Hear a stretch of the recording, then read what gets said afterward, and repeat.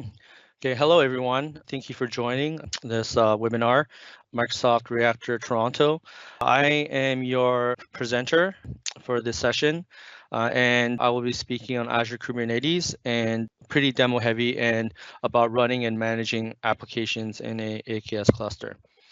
So just a little quick intro about me. I'm based out of Toronto. I'm an independent consultant with Azure, more than 14 years of Microsoft technology as a .NET developer, worked with a lot with SharePoint, Office 365, and kind of more recently with Azure and Kubernetes. Graduate from the University of Toronto with computer science. You can check out my blog at www.roykim.ca, see my writings on Kubernetes and Azure and just the Microsoft Cloud platform. I'm also a Microsoft MVP. So the agenda here is a very quick overview. I'll assume you have understand the fundamentals of containers, and then I will jump into kind of demoing some applications I've deployed, and then kind of glance over kind of the Azure and Kubernetes architecture diagrams I've built out, how to manage your Azure resources, services, and the Kubernetes cluster using various tools.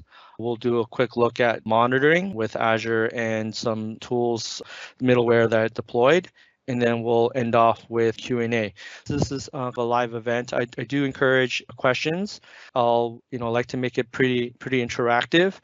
Really, the objective is really demo heavy, and I just want to show apps that are running and how to view them, manage them, and monitor them, and then see it all happening in action. And then come away with a better understanding of how it all fits together, right? So there's a lot of great presentations, and the Kubernetes platform is really huge, and there's many ways to design and deploy and manage. And so I just want to give a kind of point of view how all those things work together. So in a pretty practical sense. Okay, so what is Azure Kubernetes Service? It's a managed orchestration service within Azure. Supports service discovery, load balancing, availability, auto scale, pod and container deployment, right, with your containerized applications, health monitoring, and more. So really, from a standalone Kubernetes service, and I see a question, what's the difference between OSS Kubernetes? I'm taking that as like kind of standalone that you would just deploy or manage yourself in maybe through physical or virtual machine environment. But with Kubernetes, a portion of the infrastructure, especially on the master, is managed by Microsoft, right? So you don't have to do that. So when you create a Kubernetes, like everything's installed and provisioned and allows you to have some configuration settings. And most of all, with Kubernetes, it supports a microservices-based application. So I'll demo some of that and kind of see and show it in action how that looks like in a Kubernetes environment with in AKS. With AKS, you focus more on application workloads and less on the underlying infrastructure because it's a managed service, right? Provides a declarative approach of deployments, using ARM templates, kube manifest files. You can get like a really agile provisioning and setting up with infrastructure and deploying your applications. With Kubernetes provides a lot of flexibility and versatility with deploying, an application, whether it's .NET Core or Node.js or Java, on any kind of operating system too, right? So you can do it on Windows, given kind of Windows containers, Linux, different Ubuntu or Debian or any distributions, and also like software libraries like .NET Core or .NET Framework or Node.js, and etc. With AKS specifically, there is a customer managed portion and there's that Azure managed portion, which is that cluster manager, right? That is kind of like the brains, right? That schedules deployments on where each application goes in your physical node. So each node is a virtual machine. Some of it would be kind of managed by the customer, right? But all this is deployed configuration pretty in a pretty efficient, agile way. That's the distinction on the difference between AKS as a managed service, right? Where if you're to do it kind of in an unmanaged way, you have to handle all these things yourself, right, and deploy them.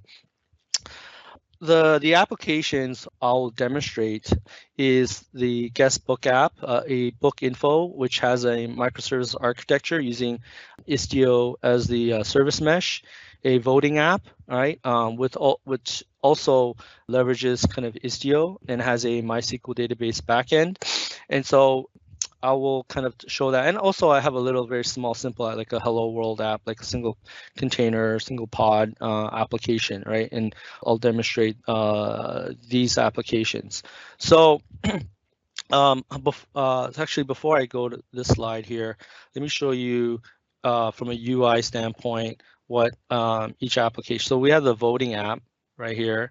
If I refresh, so all it is kind of you're voting cats and dogs, and some data is being persisted in MySQL backend here, and kind of voting, and you kind of see kind of the tally that's going on here, right?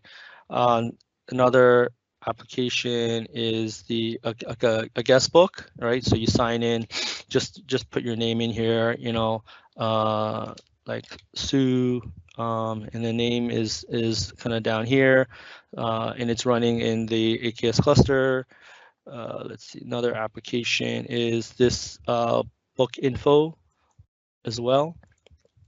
Right, so as I'm refreshing here, there's three types of kind of renderings, like one without stars, one with red stars, and one with black stars. So so this demonstrates like it's actually going like there's a reviews service, right, microservice, and there's three types, and it's kind of being load balanced evenly across the three, and I'll get into that more. And then a fourth app, which is extremely simple. And if you're starting out, like this is a good one to play around with if you find the AKS Hello World app. And all it does is you know, just shows this, right? But there's quite a bit of basic concepts as networking and images, container images.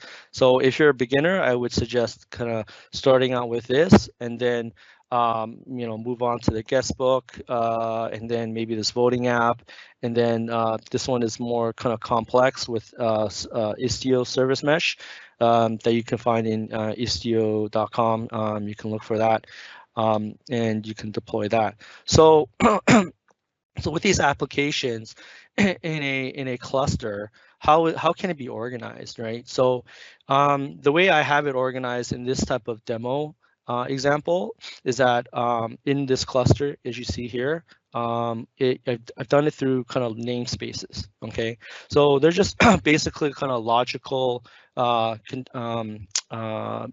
ways of organizing it, and through namespaces.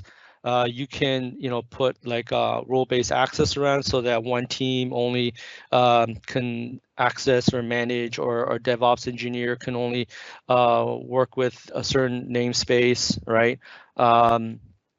And so that's kind of a logical setting logical boundaries, right, in your environments, right? And that also speaks to kind of governance as well.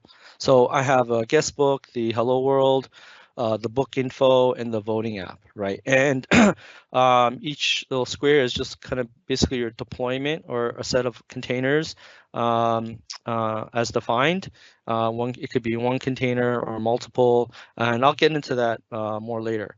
And then there's other namespaces I've created, which is I like to call these more infrastructure, like application or operational infrastructure namespaces that support the app namespaces, right? As I'm arbitrarily calling them. So so they are like software or containers running as well within your AKS cluster. So right here to are your ingress controllers or your ingress, right? So it's a kind of networking and load balancing kind of concept here. So if you want to, and you likely will, expose it outside the cluster, right? You would have an ingress controller, right? There's many types, okay? And this is a big topic on its own. But to keep it simple, I demonstrated that I have two. One is what Istio provides, okay, the service mesh open source library, and also Nginx, right? And then you define routes and HTTP ports, and you have set up TLS, SSL, certs, routing to your applications, right? So as you see here, I have like a domain guestbook.arkin.ca. I have my DNS through a DNS that's not Azure, but somewhere of my own, and then it points to the public IP, and based on the host name, it routes and binds a certificate, right, to that, right? So I have kind of a let's encrypt certificate. So that is dealt with in your ingress, okay? And then down here, I have some monitoring kind of components or software. These are open source software as well, Prometheus and Grafana. Prometheus helps with kind of getting the data telemetry, right, monitoring CPU, memory, disk at a very granular level for each pod, each container, network-wise, TCP packets, etc. Right? Where Grafana is more focused on visualization. Okay, and then Kiali is also a traffic, like a service mesh kind of visualizer and kind of monitoring and management. So we'll look at that as well. So the takeaway here, and finally is the Kube namespace, which is kind of out of the box, your system, and the Kubernetes dashboard kind of runs off of this namespace. So the key takeaway here is that you can logically organize things by namespace. And in this cluster, there are many applications, right? Like user applications and kind of operational, right? And I'll show that. Now, so apart from talking that's within the cluster, right? The Kubernetes cluster. Well, what about Azure itself, right? So where does Azure come in? Like the Azure resources and services, okay? So really each node is really a virtual machine, right? Where by default the first set of node is Linux based, right? And you can add a node pool of VMs that are Windows operating system. Okay, you get a load balancer. Okay, it can be a public or internal facing, but in my architecture that I have right now for the purpose of this demo is public facing, and it has a public IP. I pulled in when I deploy these apps, I pulled in from really a Docker Hub registry, or even a Microsoft container registry. You can do from Azure Container Registry, like a private one. And I have role-based access set up, right? So that is really Azure identity. So to manage your Kubernetes cluster, okay? Using Azure Monitor, I'll show that, log analyst workspace to collect the data, and so monitoring log analyst workspace work hand in hand, and also for persisting data, right? Because Docker, containers in Kubernetes is stateless, right, and ephemeral. And to manage persistent storage, you can do it within the node, but with Azure, we can leverage kind of managed disk and mount, the kind of external, like, a file system or data storage to your containers in your cluster, right? So you can do that kind of externally, right? So I have that set up here. So I have Grafana to store some data, and Prometheus is also using a managed disk. So that's an example that I have set up in this demonstration. So So let's head over to switch over to Kubernetes Dashboard. Actually, let me pause and look at the questions here. Yep. Yeah, we have a bunch of questions in the Q&A section. If you could take a look. Yep. Okay, great. So, okay, one question. Can you discuss what can be done in Azure Cube that can't be done in OSS Cube, and OSS being open source software? So I interpret this question as, let's see here. Okay, what can you do in Azure Kubernetes? I interpret that as using Azure resources that you can't do internally, right? Okay, so I think an example would be, let's say, monitoring, right? So, and I'm going to demonstrate this further and show this is Prometheus has some monitoring in place, right? So, you have a choice between using Prometheus and Grafana versus Azure Monitor and Log Analytics Workspace, right? So, so I would say Prometheus and Grafana is pretty powerful. I think that overall it can do what you want, and you may not want to deal with these things like the Azure resources, right? However, what can be done with Azure resources is that you get that platform as a service capabilities and unique benefits, right? So you can set this up quickly. Presumably in some cases, it's managed externally. You can leverage or centralize things with other workloads in your Azure platform environment. Manage costs, things like that. So in terms of manageability, it may have different use cases. Functionally, Prometheus Grafana may be more superior, and we'll talk about that. But yeah, you got to look at from functionality, manageability, total cost of ownership, the enterprise architecture on what they bring to the table, and pros and cons. So I think I'd like to do a future webinar on this subject, right? So hopefully that answers your question on what can be done with AKS versus just within Kubernetes, like standalone using just OSS software, right? So these are more managed by Microsoft. These are you got to manage yourself more, right? Another question. Let's see here. So if you go to the published section, Roy, there's about 15 questions there. Okay. I'll go through them really quick. Okay. How can we integrate SSO LDAP authentication on the customer side of infrastructure, and in which namespace would it be implemented? Yeah, I can't answer that quickly off the top of my head.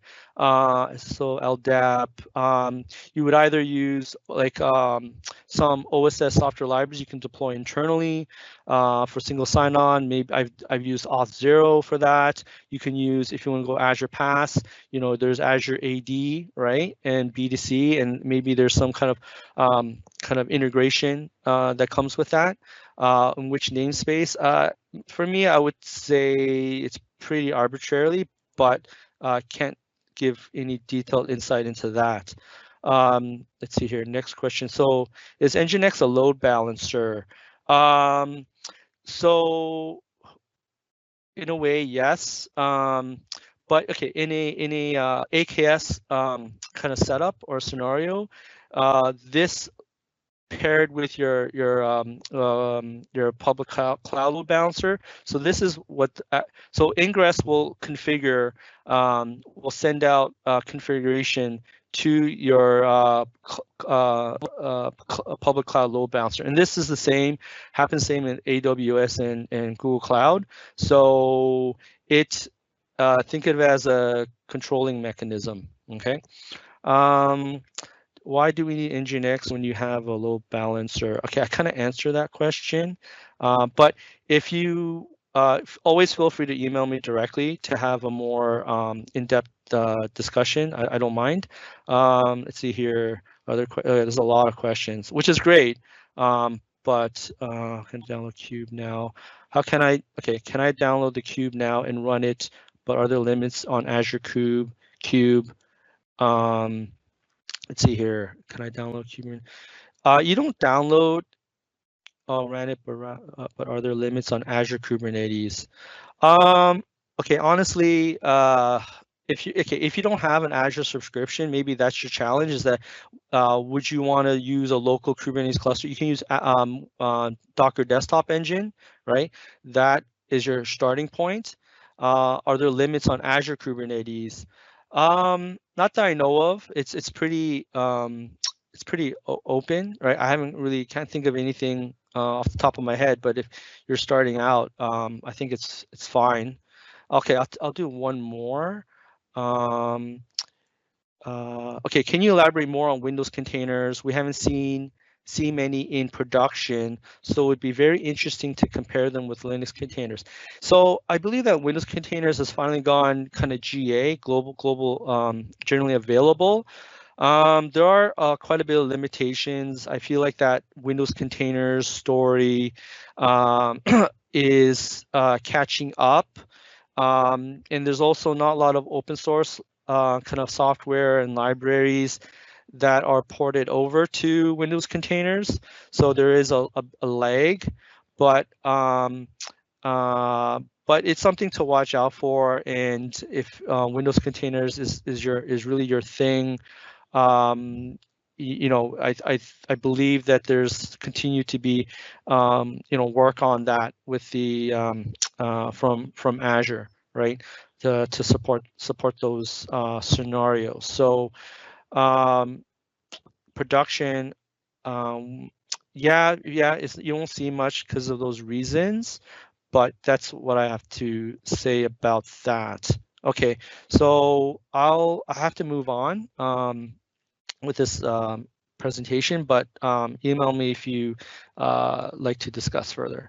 Okay, so let's go to the Kubernetes dashboard here. Let's see here. So I got logged out here. Okay, so your first kind of management tool with your cluster is really it's your so at the cluster level, as you see, we have kind of 3 nodes here, right? So it's really 3 VMs. So in your CPU usage, your memory usage, and the first thing that I look at is really the CPU requests. So each container makes a request of getting a slice of memory and your CPU cores, right? So all the containers that's provisioned is requesting and allocated 80%, right here. This one 93% and 65%, right? So that's kind of what I pay attention to. And then there's auto scaling that AKS provides that will deploy another node and deploy more pods and containers to that, right, if there's more requests. But it doesn't mean that they're all fully utilized. But in terms of CPU usage, it looks like it's just 10% is actually being utilized here, right? So next thing are persistent volumes. Okay, so storages that are leveraging the managed disk there, and then in terms of namespaces, we can kind of toggle through the various namespaces, right? So one thing I'll say is the book info, and so that book info app that I showed, we can see its CPU usage, right, 0.04, and its workloads, right? So we have certain deployments, its pods, which contains 1 or more containers as necessary, replica sets, and services, which are kind of networking abstraction layers that point to your deployments. So deployments, you can have you can manage its kind of manually its scalability right here. So let's see here, I go to scale, click on that, and I can increase, you know, the number of pods, right? And then it can be load balance. Any request to this microservice or service, it can be load balance across the 2. Next, we have our kind of ingresses, right? It's not defined here, but it's defined in a different namespace for the book info app. And let's see here, services, as you see here, which again is a networking abstraction that points to those. These are the internal cluster IPs, configuration settings, okay, key value pairs, again, persistent volumes, if any, secrets, right? You know, like storing like kind of TLS certs, etc., tokens, etc. So certificate there, you know. So you know, this is all in my just demo environment, and so that's an overview of kind of the dashboard. Actually, I'll kind of show all namespaces here and kind of go an overview, and we'll see here. You know, just across the board, you know, all your deployments and Kubernetes workloads and objects to manage, you know, its usage, to see resource utilization. So in terms of the ingress, so we have here the Nginx ingress controller, and that is mapped to a public IP, right, that Azure provides. If you click on that, if I click on this, I'm not sure if it'll actually go into it, but yeah, that points to a, let's say if I go to the voting app, you know, that basically that IP address is working with this DNS. So that's how that works, right? And when I have a DNSA record. So that's Kubernetes Dashboard. Let's see here. Let's see, look at the questions. Do you open this Kubernetes dashboard from Azure? No. So this Kubernetes dashboard is really an application in the cluster, and it has to be done separately from the portal. So, let's see here, clicking on this. Oh no. Okay, no, it's okay. So if I go to Kube System, okay. And really if I go to find Kubernetes dashboard right here, right, that is really serving from the AKS cluster, right? So so I have like an internal kind of port. It's not public facing, but as you see, localhost, it's kind of proxied in from my local computer through the Kubernetes kind of AKS API management API. So that's how that's working. To answer your question, what are the minimum requirements for VM to create a node? I would say for me, I just go with 2 cores, right? You can make them. I don't know if there's any official recommendations, but if you want to go 1 core, but 1 core is really tight. I just go with 2 cores if you're kind of dev test or 3 cores. That's what I would do. But production, yeah, you want to do at least, I would say at least 3 cores with at least three VMs, 3 nodes, you know, and do the auto scale.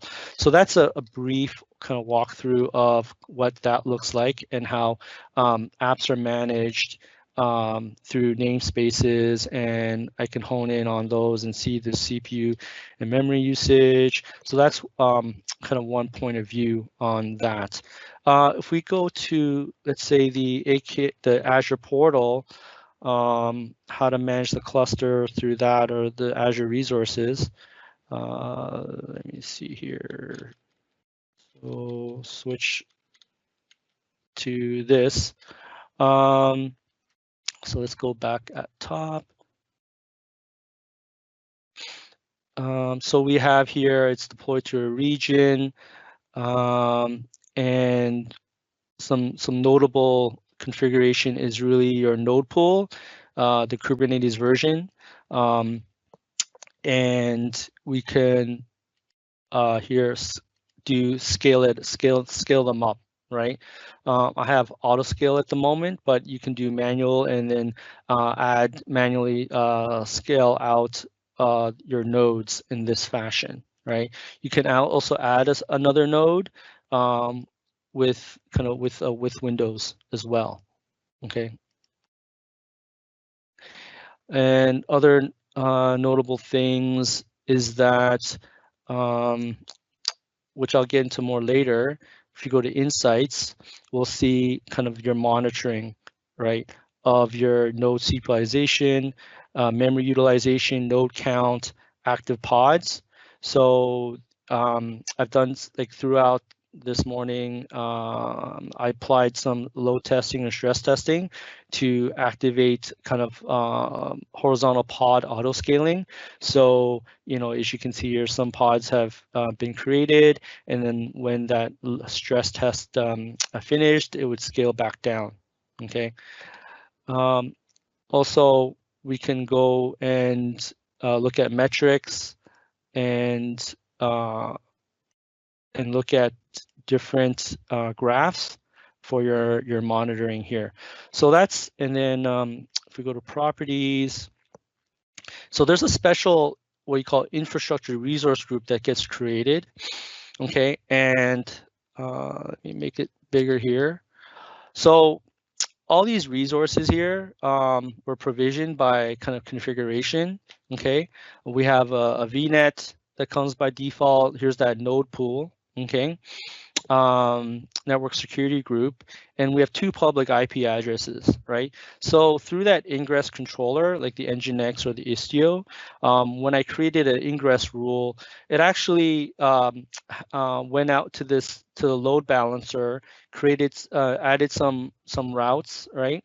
And also asked for a public IP address, right? So so I have 2, one for the Nginx and one for Istio. So the key takeaway here is that I didn't create them, they're automatically done, right? In that, again, in that managed way. These are managed disks, right? One is for Prometheus, one is Grafana, and one is for one application, the voting app for supporting the MySQL database. And again, these are also automatically provisioned through the kind of the deployment manifests as well, right? And we have managed identity. So these are kind of like these are really service principals underneath the hood, and give AKS, right, access to other Azure resources, so that within the cluster, right, it can you know, apply configuration. So here's the load balancer. Okay, front end IP, the 2 IP addresses, the backend pool that's pointing to the 3 virtual machines, as you see here, 1, 2, 3, and load balancing rules, right? That get added, and basically the ingress controllers kind of take over kind of this configuration. So you shouldn't really touch this. I believe that if you even modify these things, the ingress controller will notice and will kind of, in a desired state fashion, will reapply what it was, what it should have been originally. So keep that in mind. Let's see here. I'll go back to the questions. Could you please suggest how to deploy a Docker image into Kubernetes cluster? How do we get this dashboard? So to deploy a Docker image into AKS, you know, you grab it from a registry. So it could be your private registry, Azure Container Service, Docker Hub, Microsoft has one, Google has one. And some approaches using Helm in a very easy packaged way, or you use Docker commands, right? Kind of like Docker pull, kind of in a kind of low level way. And how do we get this dashboard Kubernetes? It is through, let's see here. There's multiple ways. Okay, I'll show one easy way. Okay, so right here I have VSCode, and this is again another management tool, right? And you install the Kubernetes VSCode extension. This is my cluster I have right here. It gives your namespaces, and when I go right click, I go open dashboard, it will run a command kind of open up a tunnel from your local computer to your AKS cluster, and your browser will pop up, right? That's how you load up the Kubernetes dashboard. Okay, hopefully I answered your question there. So so while I'm here, this is another way of kind of managing your in a command line interface ways using kind of kubectl, right? So kubectl, you can say get nodes, right? And that will show my 3 nodes. kubectl get pods, right? You can do /n by namespaces. So let's say my voting app, these are my pods. And you know, describe the horizontal pod auto scaling, kubectl top nodes, which will show kind of my CPU memory utilization at this current moment, right? As you see, so that's just a quick example of how to manage and operate against your cluster and your applications. Okay. Let's see here. So moving on. Let's see. Okay, so other dashboards. Okay, so let's talk about Kiali. Okay, let me do a load. Let me apply some load testing here. Let's see here. Give me a moment to bring this over. If you can see that.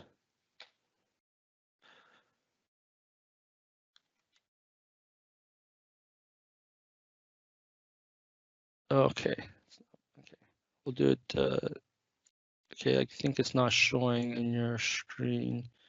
Okay, nevertheless, okay, let's do another way. So I have this tool called Siege, right? And it is kind of a load testing, right? So I have a URL, I have 250 concurrent requests, and let's load that, and then that's working. This is kind of expected. I'm working with Windows subsystem for Linux, and that invalid argument comes up, but it's working as expected. So that right now is adding some load into the cluster, into that voting application. And let me turn over to the Kubernetes dashboard, refresh here. Let's see, and should see some activity there. Actually, wait a minute. Actually, you know what? Let's close this.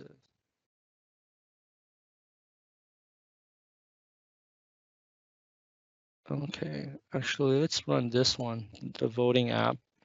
Okay, and then I will show Kiali. Let's see here, Kiali console, refresh. So right here, it's like kind of a service mesh visualizer when you're working with Istio as a service mesh. So I filter by the voting namespace. So this is a voting app. So you can see it's kind of a bunch of microservices, the voting app, kind of the front end right here, the analytics, which is just tallying the counters, or whether you're voting for cats or dogs, it's really tallying it in here and providing that percentages that you saw, and then the voting storage, which is MySQL, right?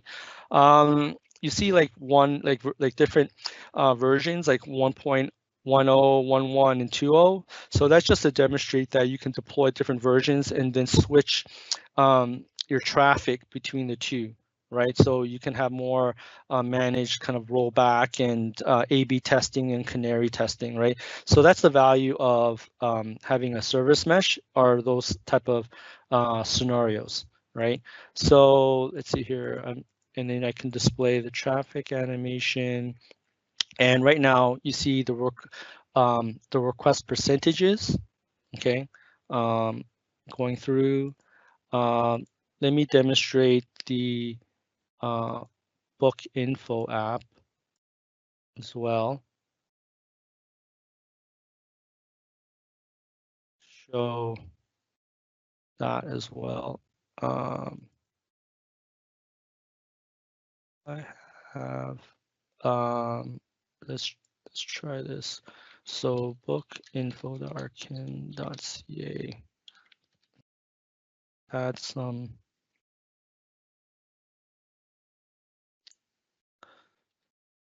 traffic going into that. And go to Kiali. Okay. Hopefully we'll see some activity. Okay, let me refresh.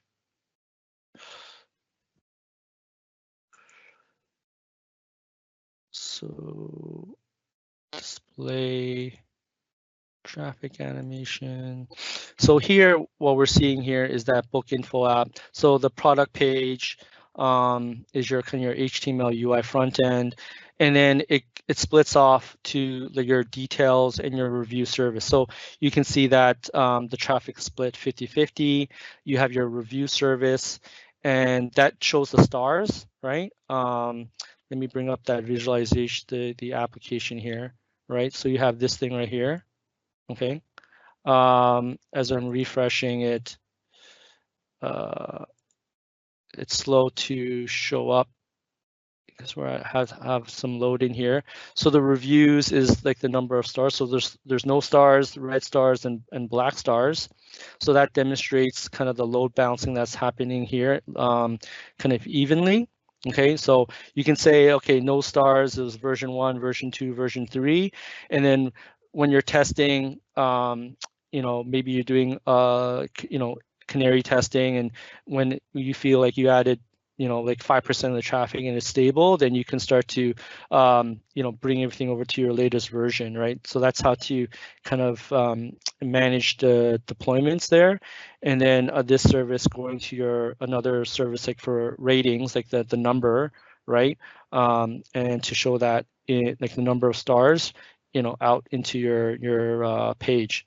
So that's a demonstration of that book info app using this kind of Kiali tool, which is again hosted in your AKS cluster. Okay, let me turn over for one question here. If there's, let's see here.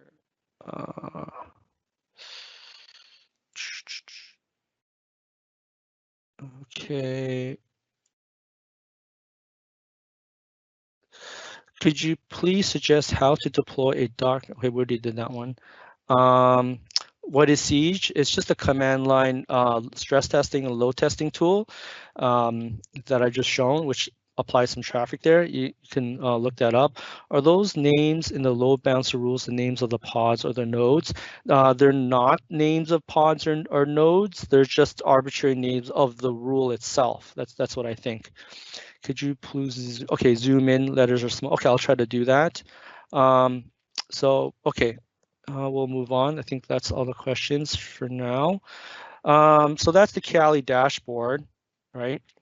Again, this is the microservices architecture that we saw here, right? And the voting app, right? So here's another snapshot of the traffic that flows through, right? And there's different versions that you can route the traffic to, okay? So the next thing I'd like to quickly show is kind of horizontal pod auto scaling. So what this means is that, like for example, this voting app, like the front end, there's really only one pod, right? And you can horizontally scale that pod to have more replicas, like 2 or 3, So for the guestbook app, when I go kubectl describe HPA, right, horizontal pod autoscaler, I can see that I've defined one HPA kind of like object, right? And as this was under load, under stress testing, it was at 318%, and it would scale out at a target of 50%. So that would trigger auto scaling, okay? The minimum number of replicas and the maximum number is 1 and 5. So this got deployed with a heavy load, had 5 pods. Okay. And then you kind of see the events here, right? CPU resource utilization was above target, so let's add more replicas or more pods, right? So that's an example of the pod autoscaling. Okay. Now let's turn over and take a look at some other kind of tools. So one is Prometheus. Okay, so this collects telemetry across your cluster, and one thing I'm showing here is the CPU usage over 1 minute duration, right? For that. So as I execute this, let's see here, I just refreshed. I've done some kind of activity and intermittent kind of stress testing with Siege, and you kind of see the difference here. So here you get a very fine-grained fine-grained kind of data, where Azure Monitor can get similar data, but it's not as detailed as Prometheus. Okay. And then if we switch to the Grafana, okay, so Grafana works with Prometheus, okay, and you can take that query that I have from Prometheus, and so it's just a better kind of visualization, right? An alerting mechanism. So we have the same kind of data through here, right? It also provides some dashboards out of the box. So there's some Istio dashboards, performance workload dashboards right here.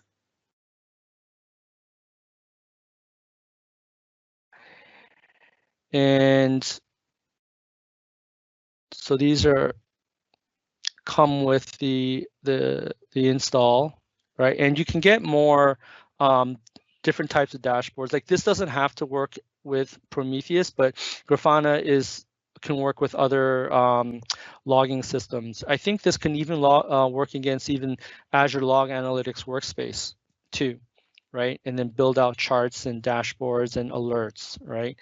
So I think example here. So I have the voting app filter on that, and then you'll start to see where data has been collected, or I think maybe the voting too.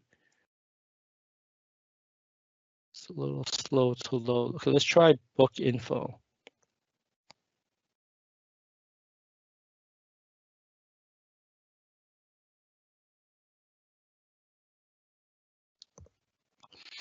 And where there's data available, incoming requests, errors, like, at the HTTP level primarily, right? You can, filter out by status codes. I've done that in projects where I made like custom graphs by status code, like 200, 300, 500, 404s. So here we see that happening right here. So yeah, it's really cool. I like it. You won't get this level of detail and sophistication with kind of Azure Monitor, right? You can do it in log analytics and build out your queries, but the query language, after some time of learning, it's more natural to the way that the data is structured, which is a time series database. Okay, so that's an example of Grafana, and that works against the Prometheus. And again, this has this, some of this data is being saved through a managed disk as used as persistent storage. So that's that. Okay, I'll look over for any questions here. Okay.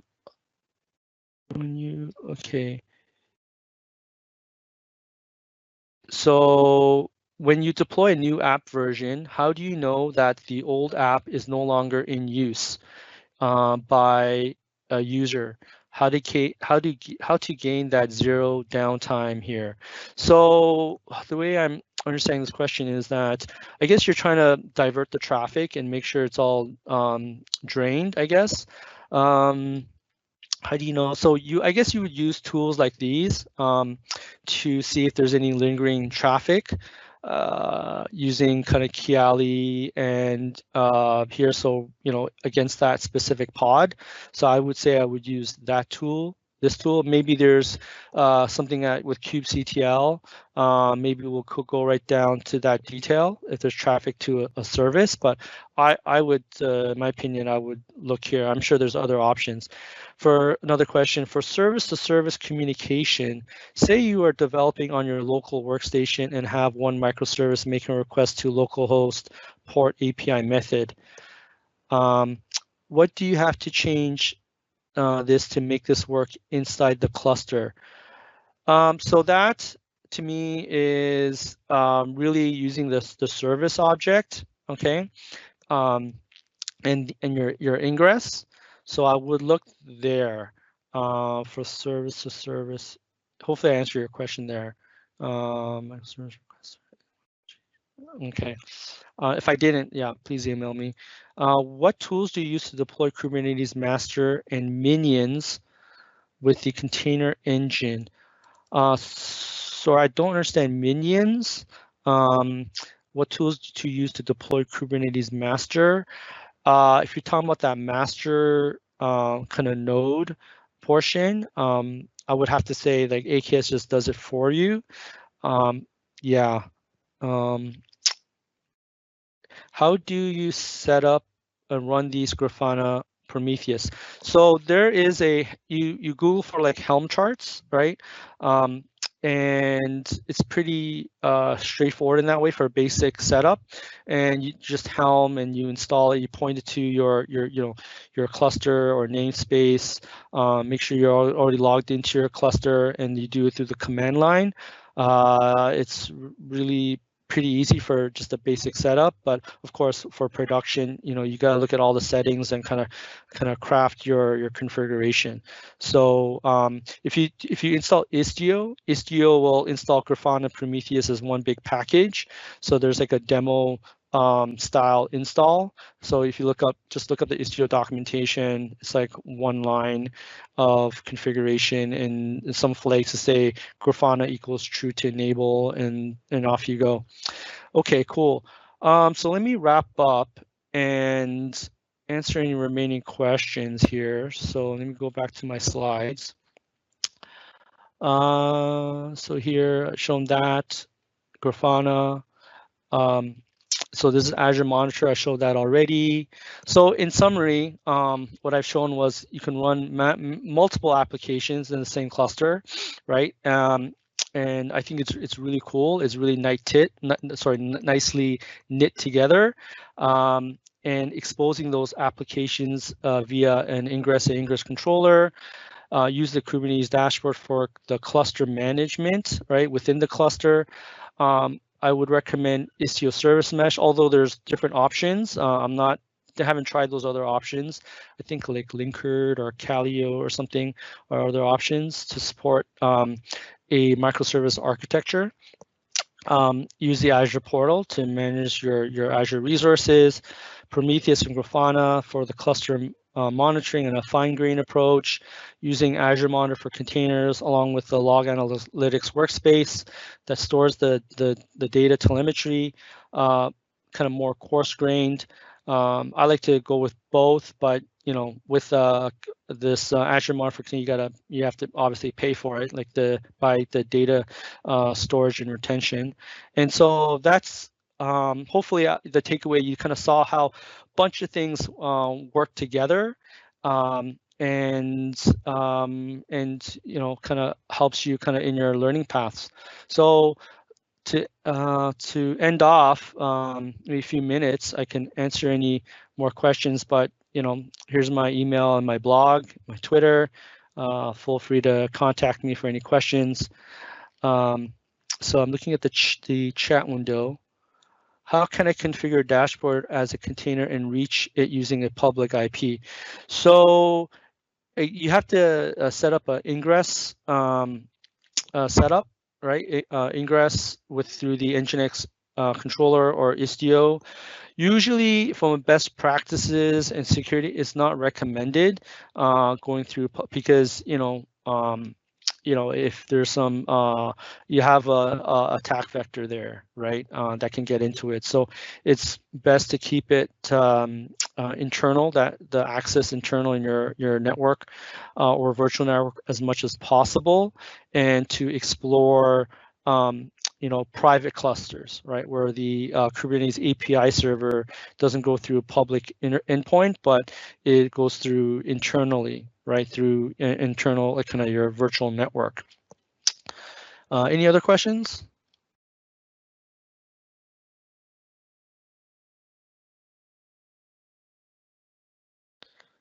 So I'm scrolling up. If I missed any, why do we need the service mesh? Okay, so one question is previously, why do we need the service mesh like Kiali? Can we do without it? Or is there anything in Azure that natively supports these features? So definitely you can do without it. So an example of like the service mesh kind of technology or OSS kind of library or framework is that to manage the HTTP traffic at a very fine-grained level. So like doing things like HTTP retries, like circuit breaker, if a service is getting overloaded, then and you don't want to overload that service, but you have to compromise by having other requesting services being shut down from requesting that. So very fine grained. Like, so to do like layer 7 traffic management, you can use the load balancer, application gateway, maybe API management. You can do those, but it's case by case depending on your scenario and what you're trying to achieve. But you do not need service mesh. But for microservices architecture scenarios, it helps. Let's see here. Thanks for... Any other questions?